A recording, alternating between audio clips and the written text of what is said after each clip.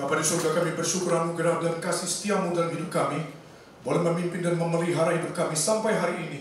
Kami boleh datang menyembah Kau dalam roh dan kebenaran, kiranya kami boleh mengalami kuasa firman yang membangkitkan kami, sehingga kami boleh melihat kemuliaan Kristus yang mati dan bangkit di dalam ibadah doa pada malam hari ini. Hancurkan kuasa dosa dan kuasa iblis di dalam nama Yesus Kristus, Tuhan, Juru Selamat penebus kami yang hidup, yang hadir di tengah-tengah kami. Amin. Silakan duduk, jemaat dikasih Tuhan. Shalom. Selamat malam. Ya, puji Tuhan ya. Kita boleh bertemu kembali hari ini. Bertemu pertama kali ya, bertemu kembali. Saya ingat terakhir saya di GKI mana ya? Citra ya. Karena tadi doakan saya jadi ingat ya. Nah, jadi kita hari ini akan memikirkan satu tema, ekonomi Indonesia dan pemeliharaan Allah. Waktu kita tidak banyak, jadi nanti kalau saya preachingnya agak cepat, ya harap dimaklumi ya, Bapak Ibu kasih Tuhan. Sekarang kita lihat dari Matius 6 ayat 25 sampai 34. Hari ini kita akan memikirkan satu tema berkait dengan bagaimana situasi Indonesia, dan juga pasti dikaitkan secara global, lalu melihat doktrin providensi Allah.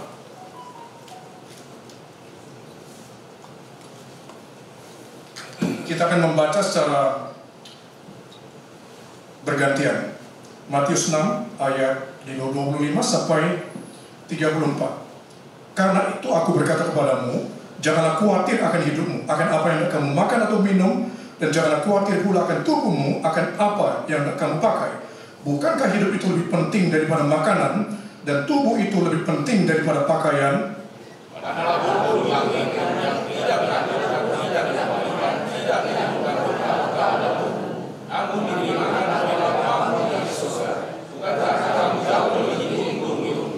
Siapakah di antara kamu yang karena kekhawatirannya dapat menambahkan sehasta saja pada jalan hidupnya?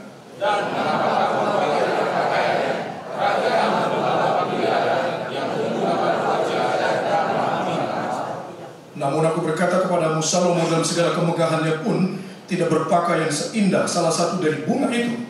Jadi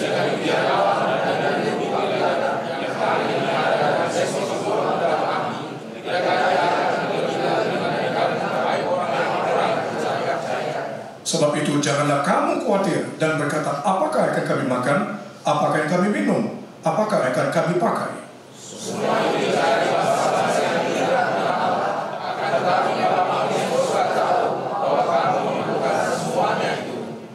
Tetapi carilah dahulu kerajaan Allah dan kebenarannya, maka semuanya itu akan ditambahkan kepadamu.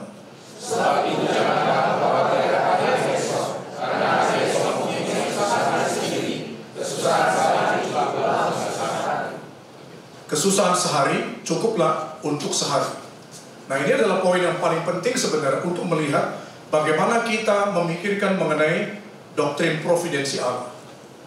Pertama, providence atau providere, ini aslinya kita melihat dari bahasa asli Ibrani itu ra'ah, artinya menyediakan sebelumnya. Jadi Allah kita itu adalah Allah yang sudah menyediakan kepada umat pilihannya hal-hal yang kita perlukan.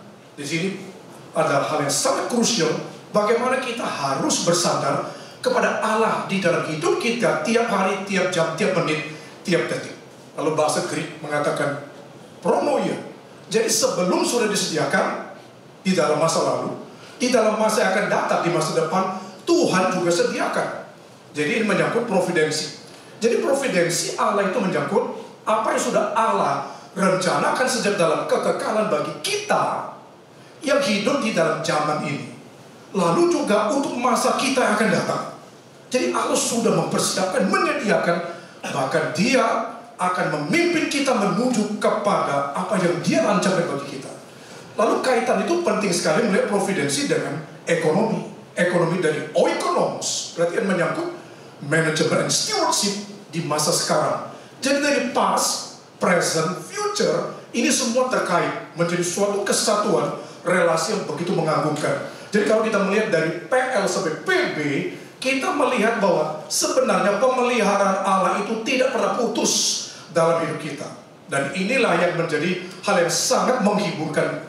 Pada waktu kita seolah-olah tidak merasakan Allah hadir di tengah-tengah kesulitan dan penderitaan kita, kita harus ingat Allah sedang bersama dengan kita lebih daripada apa yang kita sadari.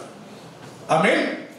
Lalu kita melihat sebenarnya providensi dan ekonomi ini bisa dikaitkan dengan apa? Ini bisa dikaitkan dengan relasi cultural mandate and common grace. Apa arti cultural mandate? Berarti Allah memerintahkan manusia mulai dari Adam dan Hawa untuk menaklukkan alam semesta ini, menaklukkan bumi.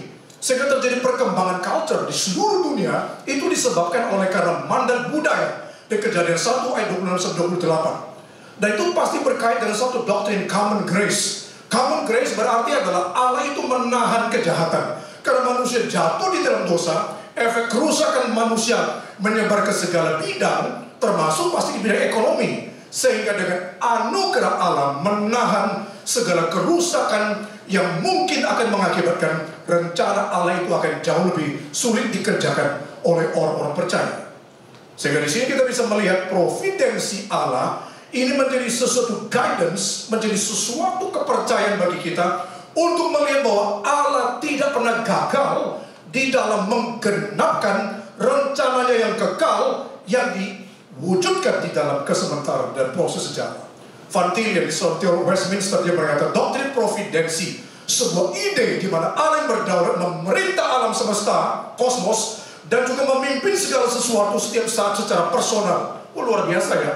Jadi pemeliharaan Allah itu bukan secara universal atas seluruh alam semesta, baik yang visible dan invisible, yang materi maupun yang rohani, dunia fisika dan metafisika yang tidak kelihatan. Tetapi ternyata pemeliharaan Allah itu begitu personally, secara pribadi bagi engkau dan saya. Jadi waktu kita seolah-olah tidak mengalami, tidak merasakan, di sana Allah memelihara kita.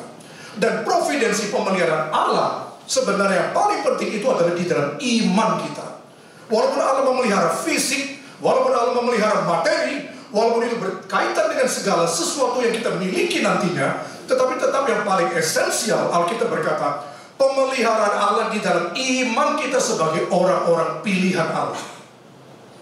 Sehingga kita bisa bertekun di dalam kekudusan. The 5 points of Calvinism, di poin kelima mengatakan ketekunan orang-orang kudus. Kita bisa bertekun sampai akhir, itu bukan karena usaha kita, tetapi karena Allah sendiri yang sudah memilih kita, sehingga Dia memelihara kita.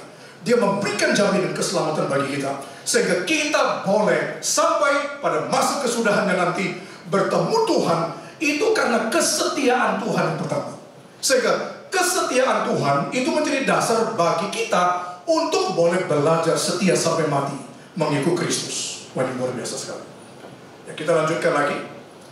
Kita pikirkan hari ini dari konteks ini adalah sebenarnya ini adalah poin daripada kekhawatiran manusia. Jadi saya akan hari ini bicara between two big theory sebenarnya. Kekhawatiran manusia itu sebenarnya masalah makan, masalah minum, masalah pakaian, masalah tempat tinggal dan sebagainya. Ini menyangkut needs, personal needs, kebutuhan manusia. Lalu kita akan memikirkan hari ini dari dua teori penting. Karena manusia belajar atau tidak belajar, memikirkan atau tidak memikirkan, sebenarnya sangat-sangat dipengaruhi oleh dua teori besar ini. Pertama, socialism system.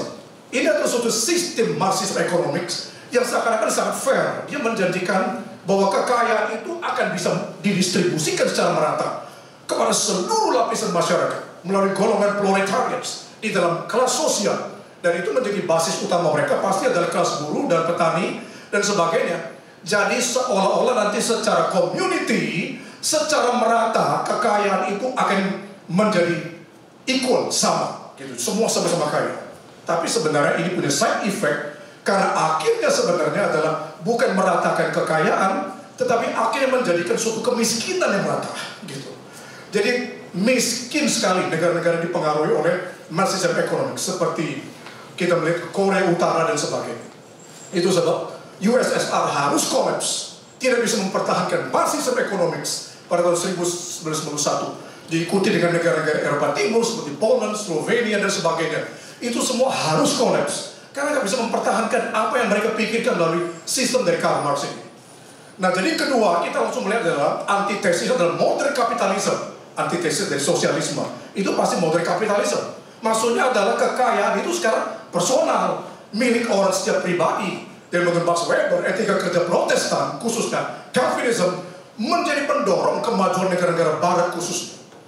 Sehingga kita bisa melalui kerja keras itu kemakmuran bisa dicapai.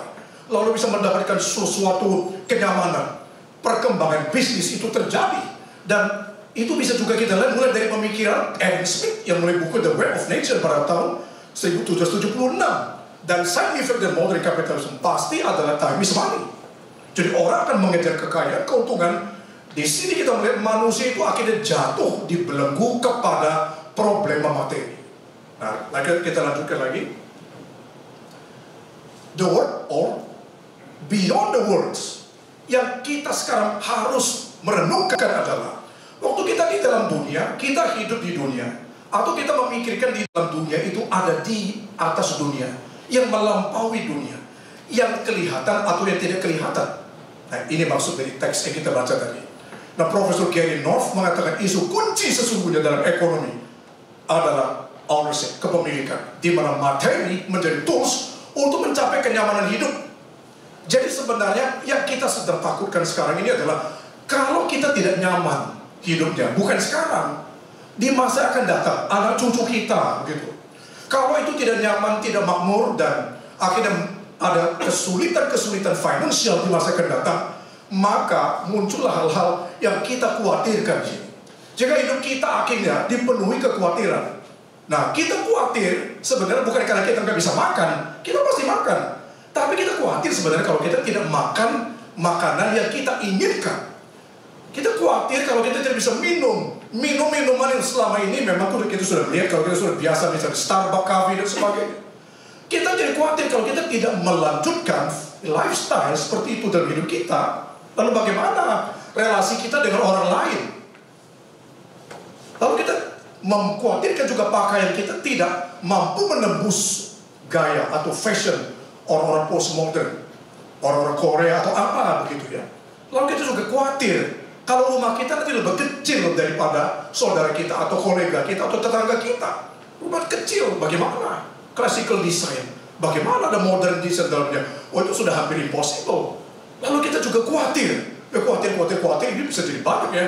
Khawatir kalau financial capacity orang lain itu lebih established, lebih mapan. Lalu kita akan hidup tiap hari dengan khawatir.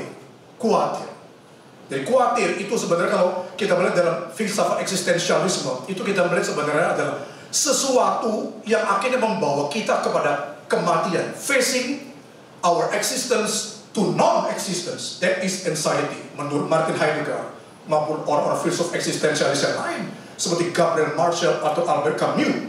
Jadi kita khawatir going unto the death. Cuma begitu. Kita khawatir akhirnya sakit, lalu kita mengalami bermacam penyakit, stroke atau sakit jantung atau hipertensi dan sebagainya penyakit. Sebenarnya itu mulai daripada pikiran kita yang belum mengalami kuasa pembaharuan dari firman Tuhan. Maka Yesus Kristus Tuhan kita hari ini menjanjikan kepada kita bagaimana kita fokus kepada ekonomi daripada Dia dan bukan sistem ekonomi daripada dunia ini yang akan terus membawa kita ke kiri atau ke kanan. Ya, kita lanjutkan lagi. Yang menjadi problem adalah bukan materi, bukan aset. Apa yang jadi problem? Filsafat, worldview, cara pandang di balik itu semua. Di balik materi, bagaimana kita memakai materi, bagaimana kita memikirkan aset, properti dan sebagainya. Itu semua tidak salah. Tapi itu bisa menjadi salah begitu ada satu sistem cara pandang worldview daripada dunia. Seperti sudah saya katakan, apakah sosialisme, marxisme, atau juga seperti modern kapitalisme yang akan membawa kita kepada satu kehidupan yang akhirnya lebih mencintai dunia ini dan segala isinya daripada mencintai Yesus Kristus yang mati dan bangkit untuk menebus kita. Biblical or secular? Ini suatu pertanyaan.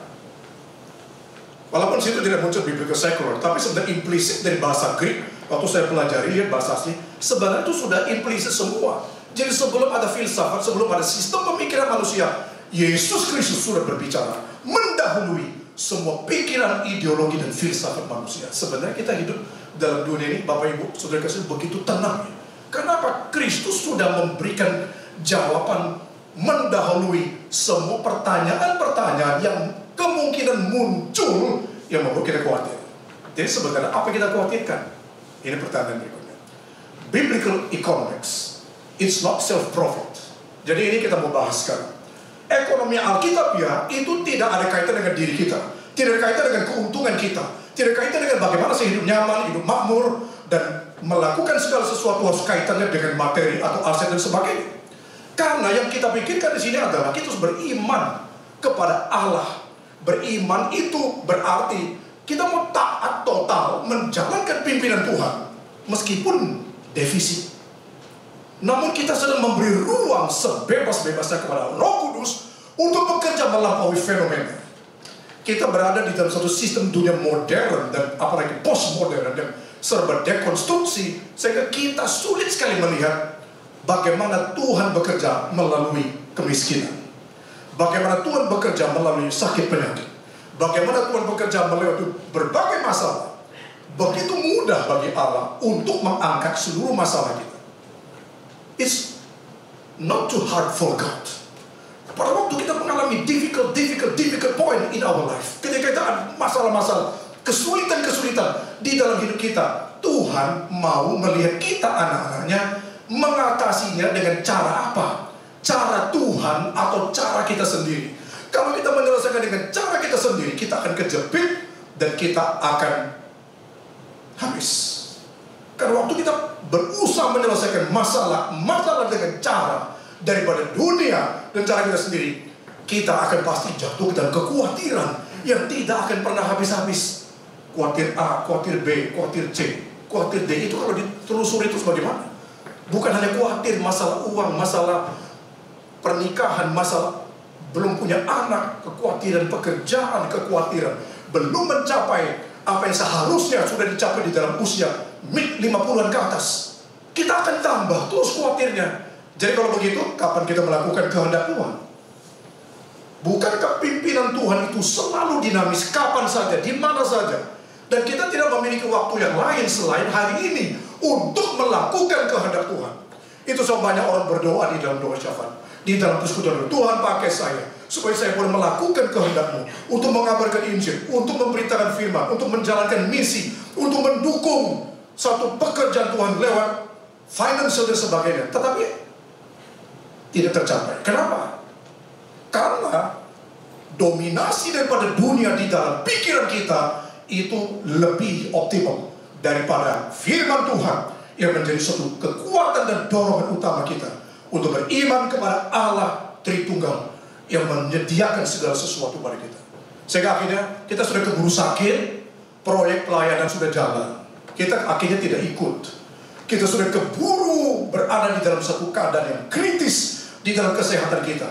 Lalu kita belum menjalankan satu kehendak Tuhan yang tadi kita sudah doakan, yang kita sudah komitmen. Kenapa? Karena tadi dunia dan segala keinginan-keinginannya itu memenuhi hati dan pikiran kita. Dan inilah yang harus kita tolak. Waktu kita tolak berarti kita beriman. Beriman itu bukan saya punya iman lalu kita besar beriman meniadakan pikiran kita. Seolah-olah waktu kita beriman kita tidak sedang menggunakan segala sesuatu yang ada di dalam dunia ini untuk kita bisa pelajari, kita pahami. Beriman berarti kita mau sungguh-sungguh masuk, kita mau rela dibentuk oleh Tuhan sekalipun di dalam situasi yang paling tidak kita inginkan. Nah, waktu suatu kesulitan, kesukaran itu terjadi, banyak anak-anak Tuhan itu justru lari. Padahal Tuhan mau bekerja di dalam saat-saat yang paling krusial seperti itu. Ketika ada kesulitan, kita mau maju tidak?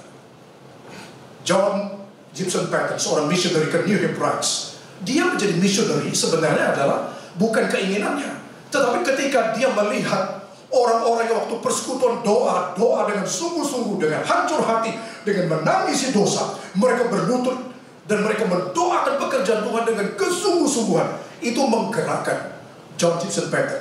Sekalipun dia melihat tantangan untuk menjadi missionary di tempat yang paling sulit, suku-suku kanibal yang siap untuk memakan dia. Dan bagaimana? Dia akhirnya lebih melihat bagaimana titik yang paling sulit itu justru adalah titik yang harus dicapai melalui misi. Lalu dia pergi bersama istrinya dan akhirnya dia berhasil memenangkan banyak orang kembali kepada Kristus. Justru apa? Ketika ada kesulitan, pergi. Jadi bukan waktu ada kesulitan kita khawatir kita tidak jadi pergi. kita tidak jadi melakukan apa yang Tuhan inginkan kita kerjakan di dalam waktu hidup kita yang sangat singkat di dalam dunia ini. Hidup ini tidak bisa kembali. Waktu kita khawatir terus, kita sedang menumpuk banyak penyakit. Dan kita tidak bisa membawa kesehatan kita, tidak bisa mengembalikan kesehatan yang dulu kita miliki sebelum khawatir. Sehingga pada waktu kita melayani Tuhan, kita tidak memiliki suatu kekuatan lagi untuk mengerjakan apa yang Tuhan mau kerjakan. Padahal waktu hidup kita masih panjang. Kita sering mengatakan, saya sudah tua ini, sudah 60, sudah 70. Padahal sebenarnya masa muda atau tua itu bukan ditentukan oleh kita, tetapi sebenarnya adalah bagaimana kita sekarang sedang mau berjuang di dalam sisa hidup kita. Jadi waktu kita bisa kerjakan pekerjaan Tuhan sampai umur 80-90 tahun, kita masih muda sebenarnya. Justru sebaliknya waktu kita umur 20-30 sudah tidak kerjakan apa-apa. Boleh kita katakan itu kita sudah tua, tidak kerjakan apa-apa lagi. Itu sudah berhenti, sudah pensiun dini sebenarnya. Bukan pensiun dini umur 50-60, tapi 20-30. Jadi jangan sampai salah. Tuhan mau di dalam saat-saat sulit, kita maju. Saat-saat tidak ada uang, pekerjaan Tuhan harus jalan. Saat-saat kita tidak bisa melangkah, kita mau supaya Tuhan mendorong kita untuk melangkah maju. Waktu tahun lalu saya bersama istri saya sama keluarga saya, kami 4 orang. Satu hari ada satu pelayanan. Kami harus kerjakan di luar kota. Tetapi saat itu kesulitan luar biasa besar. Banyak hal tidak siap, panitia tidak siap, ekonomi, finance untuk pekerjaan Tuhan. Karena mau dikerjakan beberapa kota untuk mengerjakan KKR, seminar dan juga retreat. Tidak ada persiapan yang memadai. Lalu bagaimana? Maju terus. Kita sudah tahu kemungkinan defisit seperti yang saya katakan ini. Kemungkinan pelayanannya akan gagal. Kalau kita mundur, tidak maju, setan yang senang.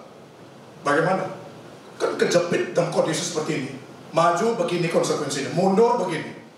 Saya bilang sama istri saya, sama kedua anak saya, bagaimana kita maju? Panitia tidak siap, finansial juga masih sangat kurang, ada beberapa kota harus dilayani. Akhirnya semua kami setelah berdoa maju. Akhirnya kami maju, singkat cerita kami akhirnya maju dan seperti yang kami perkirakan. Persis seperti yang perkirakan. Orang yang mengatakan kami mau datang, kami akan utus dari siswa, dari mahasiswa dan sebagainya. Akhirnya mereka tidak datang sebagian besar. Kita persis berpikirkan, bagaimana? Sebelumnya ada orang, sebelum ada jiwa, sekarang kok tidak ada? Karena kita sudah maju saja. Saya berdoa, Tuhan tolong saya. Dalam keadaan seperti ini, Tuhan buka jalan. Dengan cara yang tidak pernah saya prediksi. Tuhan, saya ingin beriman tetap kepadamu. Justru apa yang terjadi? Banyak hal yang terjadi. Yang saya lihat adalah, saya bertemu dengan satu orang yang sudah sangat, pikirannya itu sudah sangat dilumpuhkan oleh agnostisisme, oleh skeptisisme terhadap agama. Saya pikir kalau saya pergi mengabar Injil ke negara dia, mau kapanpun saya tidak akan ketemu sama dia. Tapi justru Tuhan membawa dia ke negara saya supaya kami boleh bertemu di satu tempat wisata sama orang ini. Cara Allah itu luar biasa. Dan ada lagi yang lain, ada yang skeptis terhadap agama, ada yang agnostik. Jadi memang secara yang massal seperti ini, sepertinya kita kecewa. Sepertinya Tuhan tidak jawab doa-doa kita. Sepertinya tanda kutip itu sia-sia.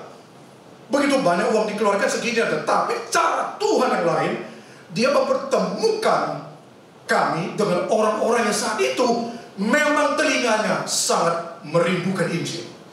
Saya bersyukur sekali. Yang kita pikirkan hari ini adalah bagaimana Kristus akan bekerja justru ketika saat-saat depan sulit. Tuhan tidak selalu bekerja ketika semua itu sudah siap.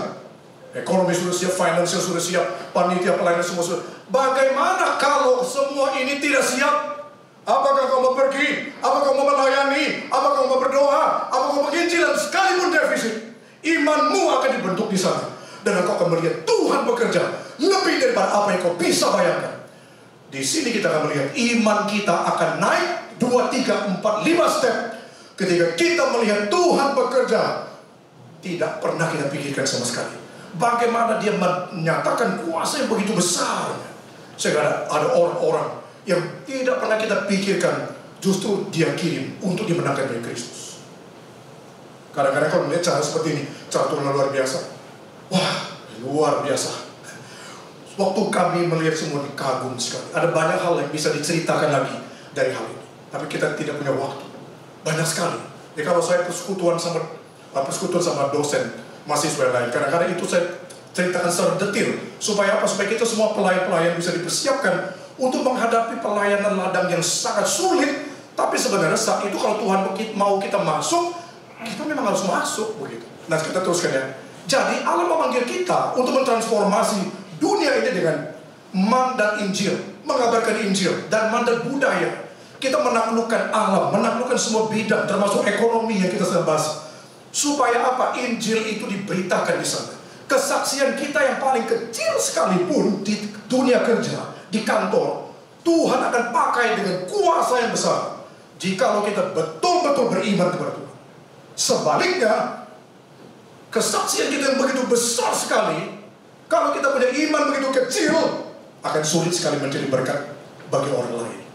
Jadi poinnya di sini adalah bukan kecil atau besar, tapi iman kita itu bagaimana untuk menghadapi segala kesulitan sehingga kita bisa mengalahkan kekhawatiran yang memang menjadi masalah kita semua.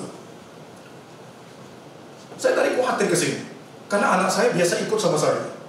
Dia belum pulang sekolah. Aduh, sekolahnya di sini lagi Sunter di SKC. Biasa sudah pulang. Dia mau ikut, dia mau support saya, katanya. Saya biasa ikut, bisa belajar, bisa juga foto dan sebagainya. Sampai jam 5:30 belum pulang. Nah, tadi kan saya udah khawatir sempat. Jadi waktu kita mau tidak khawatir, karena kita memang sudah jatuh di dalam dosa, khawatir itu muncul sendiri gitu. Terus saya pikir, loh ini kan tema saya hari ini, kok saya jadi khawatir? Akhirnya saya doa lagi, Tuhan tolong supaya saya bisa mengatasi kekhawatiran. Kita pasti khawatir, pasti. Tapi Tuhan mau melihat kita bagaimana menangani kekhawatiran itu. Bagaimana kita menaklukkan kekhawatiran itu. Apakah kita ditaklukkan oleh kekhawatiran, atau kita bisa menaklukkan kekhawatiran. Lalu saya cek, anak saya sudah pulang, puji Tuhan. Kita nggak perlu dikhawatirkan. Jadi yang kita khawatirkan itu sebenarnya sebagian besar tidak terjadi. Tidak terjadi. Nah, sekarang kita pikirkan, kita sedang menuju langit yang baru dan bumi yang baru. Maka kita harus berdoa, menginjili, melayani, mengerjakan pekerjaan Tuhan di dalam mandat budaya. Maka Kristuslah pengharapan satu-satunya di tengah-tengah ketidakpastian secara global. Ini providensi dan kaitan dengan ekonomi. Pasti Kristus, karena providensi Allah dalam hidup kita sehari-hari, semua bicara secara personal. Dari awal saya sudah katakan, personal berarti mau membawa kita kepada personal diri Allah yang mutlak, yaitu Yesus Kristus. Jadi semua peristiwa di dunia ini, peristiwa global, peristiwa besar, peristiwa paling kecil, peristiwa detil, peristiwa yang kita tahu, yang kita tidak tahu, semua peristiwa itu sifatnya personal, karena akan membawa kepada Kristus. Persoalannya cuma dua, manusia itu bertobat atau menolak Kristus. Jadi tidak ada providensi yang tidak diarahkan kepada Kristus. Fokusnya jelas. Pertama, konflik geopolitik, ancaman meluasnya perang Rusia-Ukraina. Mungkin juga akan ketidakstabilan kawasan Timur Tengah itu akan terjadi. Walaupun saat ini mereka sedang masa-masa damai. Mungkin sementara, mungkin bisa berlanjut, kita tidak tahu. Tapi menjadi pengaruh daripada dunia global, membuat ekonomi itu mengalami fluktuasi atau resilient. Lalu kedua, perubahan kepemimpinan antar negara. Nah, kita sudah lihat bagaimana Donald Trump membawa kembali Amerika Serikat dari arah liberal, sekuler, akhirnya kembali kepada message daripada kekristenan untuk mengembalikan kembali iman Kristen ke dalam publik masyarakat daripada Amerika. Bahkan diperkirakan impact-nya pasti akan ke dunia internasional. Lalu efek pandemi, ini masih ada sampai sekarang. Kita belum sepenuhnya itu selesai dari efek daripada pandemi. Kuartal 3 2024, ekonomi Amerika Serikat tumbuh 2,7%, Eropa 0,9%, China di bawah 5%. Indonesia masih lebih baik, 5%. Coba kita lihat. Lalu inflasi 2%. Lalu menurut IMF pada tahun ini 2025 kemungkinan pertumbuhan itu 3,2%. Tadinya dikatakan 3,3% direvisi lagi karena ada faktor dari kemungkinan perang dan sebagainya masih berlanjut. Sehingga diturunkan jadi 3,2%. Jadi bagaimana? Apakah kita akhirnya melihat seluruh situasi yang terus bergejolak, lalu akhirnya iman kita juga ikut bergejolak, lalu akhirnya apakah iman kita itu ditentukan dengan semua kejadian atau peristiwa yang terjadi? Seharusnya tidak. Kenapa? Karena disinilah poinnya. Kita harus mencari kerajaan Allah dan kebenarannya, barulah semua ditambahkan kepada kita. Kita terbalik. Saudara dan saya terbalik. Kita cari yang belakangan dulu, sesudah itu baru kerajaan Allah dan kebenarannya. Ya memang kita ke gereja, kita pelayanan dan sebagainya, tapi itu the first atau the second priority. The first or the last priority. Itu yang utama atau yang terakhir. Dan jadi kita tidak boleh mengutamakan yang terakhir. Yang terakhir tidak boleh kita utamakan. Kristus dan kerajaannya itu harus kita utamakan. Jadi waktu ada begitu banyak masalah kesulitan, kita harus punya iman menembus sampai kekekalan, bahwa tahta Allah Tritunggal itu tidak pernah tergoyahkan, dan kita menembus kepada salib Kristus di Kalvari, kematian dan kebangkitan dan kuasa firman-Nya, sehingga waktu kita paling sulit berdoa, di sana kita berdoa. Justru waktu kita paling sulit berdoa, kita berdoa. Kadang-kadang Tuhan mengerjakan hal-hal besar. Pada saat-saat kita tidak ingin berdoa, kita mau berdoa. Begitu kita dicobai untuk tidak mau berdoa, tidak mau persekutuan doa, jangan ikut terseret ke dalam keinginan. Jangan ikut diprovokasi oleh iblis. Karena justru saat itu mungkin Tuhan memakai doa-doa kita menggenapkan rencana Allah di dalam berbagai topik-topik doa yang penting itu. Sehingga hidup kita tidak menjadi sia-sia. Lucius, seorang filsuf, pernah berkata, aku sudah akan mengakhiri hidupku. Aku sudah pasti mati. Tapi satu hal yang saya khawatirkan adalah akhir hidup saya akan memberikan legasi kerusakan kepada orang lain. Lucius hidup, tetapi sewaktu dia hidup di dalam dunia ini, dia menghabiskan hidupnya untuk hal yang sia-sia. Jadi hal yang sia-sia membuat kita itu akhirnya tidak melihat campur tangan Tuhan di dalam kehidupan kita yang hanya satu kali ini. Lalu kita lanjutkan lagi, poin berikutnya, mungkin terakhir. Jadi providensi Allah itu pasti ada suatu misteri. Misteri adalah Profesor Afif Lanting yang saya kutip. Dia mengatakan walaupun masih misteri bagi kita, kalau bagi Allah tidak ada misteri ya, karena bagi Allah semua sudah clear. Bagi kita misteri. Allah yang Maha Kudus, bagaimana mungkin dia mengizinkan dosa yang tidak kudus, yang bertentangan dengan naturnya yang kudus, tapi dia izinkan dosa itu masuk ke dalam dunia. Jadi untuk apa sebenarnya? Jadi sebenarnya hal ini adalah hal yang sangat serius. Tidak sama sekali mengindikasikan bahwa Allah itu kompromi dengan dosa. Jadi bukan berarti kita setuju sama orang-orang neo-ateisme dari Richard Dawkins dan sebagainya, yang mengatakan Allah itu tidak maha baik. Mungkin dia maha kuasa tapi tidak maha baik, atau mungkin dia maha baik tapi tidak maha kuasa. Dimain-mainkan pikiran kita sama orang-orang ateis, neo-ateis, daripada orang Dawkins, Hitchens dan sebagainya. Tidak, Allah itu maha baik. Dia itu Allah maha kuasa.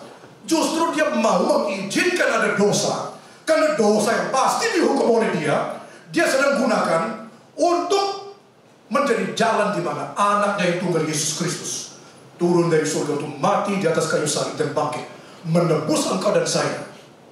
Jadi apa yang kita dapat di dalam Kristus jauh lebih banyak daripada apa yang kita dapatkan di dalam Adam. Bayangkan, jadi kita pikir kalau dosa tidak ada bagaimana? Apakah kita bisa mengalami hidup seperti ini? Apakah kita bisa mendapatkan progresivitas culture, kemajuan seperti ini? Tidak mungkin.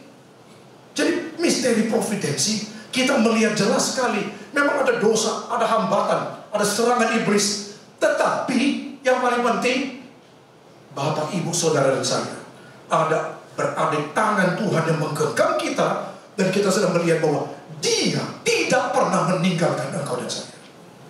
Meskipun kita bisa meninggalkan Dia, meskipun orang-orang Kristen berkali-kali meninggalkan Allah, Allah yang sejati, Allah yang benar, Bapa di surga yang mengutus Kristus untuk mati dan bangkit, belum pernah sekalipun meninggalkan kita. Inilah hal yang kita bersyukur di hadapan Tuhan. Tidak pernah ditinggalkan oleh Tuhan. Mungkin suatu hari akan bernyanyi atau bermazmur, atau mungkin akan mencipta satu lagu menyangkut misteri providensi Allah ini. Semua diarahkan kepada Kristus. Semua peristiwa diarahkan kepada Kristus. Tidak ada satu peristiwa yang tidak diarahkan kepada Kristus. Problemanya adalah kemampuan pikiran kita tidak memadai untuk mengerti itu semua. Karena cara kerja Allah, cara berpikir Allah melampaui cara berpikir kita. Itu yang membuat kita itu beriman. Iman kita bisa solid karena pengajaran yang benar. Karena pemahaman kita kepada Allah tidak meleset sedikit pun. Pengertian kita kepada kebenaran firman Tuhan itu akan menggoncang dunia di sekitar kita. Orang di sekitar kita itu melihat kita.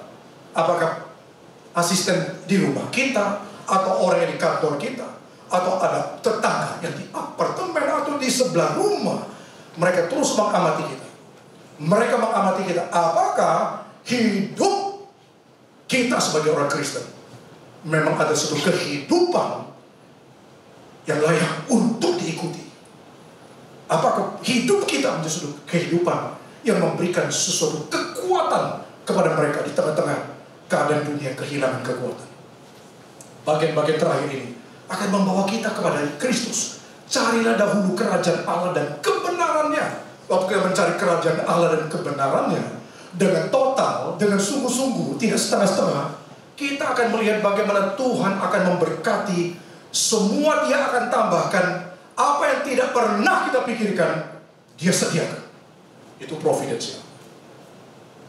Saya akan mengakhiri bagian ini. Ada satu cerita. Ada satu cerita untuk hal yang sangat penting di dalam providensi. Ada orang yang mau melayani Tuhan, hatinya sungguh-sungguh mau mengabarkan Injil. Mereka ini masih kecil. Ada yang satu SD, ada yang satu SMP mau ke SMA. Jadi bagaimana? Mereka tidak punya apa-apa kecuali mereka cuma punya iman. Mereka ingin dilibatkan di dalam pelayanan bersama dengan orang-orang dewasa. Mereka juga ingin melihat orang-orang diinjili, orang-orang itu bertobat datang kepada Kristus. Masih kecil. Dua anak kecil ingin melihat hal seperti itu. Dan apa yang terjadi adalah gak pernah dipikirkan. Orang itu adalah orang yang bukan memiliki keuangan yang solid, sehingga kalau mereka sekolah nanti semua akan bisa diantisipasi. Tidak. Mereka juga masih sulit sekali kalau nanti masuk sekolah bagaimana, SMA bagaimana, SD bagaimana. Ini kekuatan keuangan tidak ada. Apalagi berada di satu kota yang besar, harus menyekolahkan anak dengan keuangan yang begitu banyak. Bagaimana? Kalaupun ada beasiswa tidak pernah total, beasiswa tidak mungkin penuh, hanya beberapa. Anak itu akhirnya pergi ikut pelayanan, penjangkauan, cari jiwa, penginjilan masuk ke sana, ikut pelayanan. Anak yang besar, anak yang kecil satu hari ikut berdoa terus. Dua-duanya di dalam kapasitas mereka yang masih anak kecil. Mereka mau ikut pekerjaan Tuhan. Iman mereka masih kecil. Mereka mau terlibat di dalam pelayanan. Apa yang terjadi? Yang terjadi luar biasa. Hal yang tidak pernah mereka pikirkan adalah, tak pernah dibayangkan, sedikit pun pikiran tidak pernah muncul. Apa yang terjadi? Tuhan sediakan. Bukan hanya jiwa-jiwa yang akan dilayani, bukan hanya orang-orang yang bertobat, tetapi akhirnya yang terjadi adalah mereka yang tidak pernah pikir bisa bersekolah di satu sekolah yang mereka inginkan, sekolah Kristen, supaya mereka bisa digarap pikirannya. Tuhan sediakan. Kok bisa ya? Dari tidak mungkin sekarang jadi mungkin. Sekolah yang belum pernah memberikan scholarship beasiswa begitu besar, biasanya cuma kecil saja, sekarang bisa tiba-tiba jadi besar.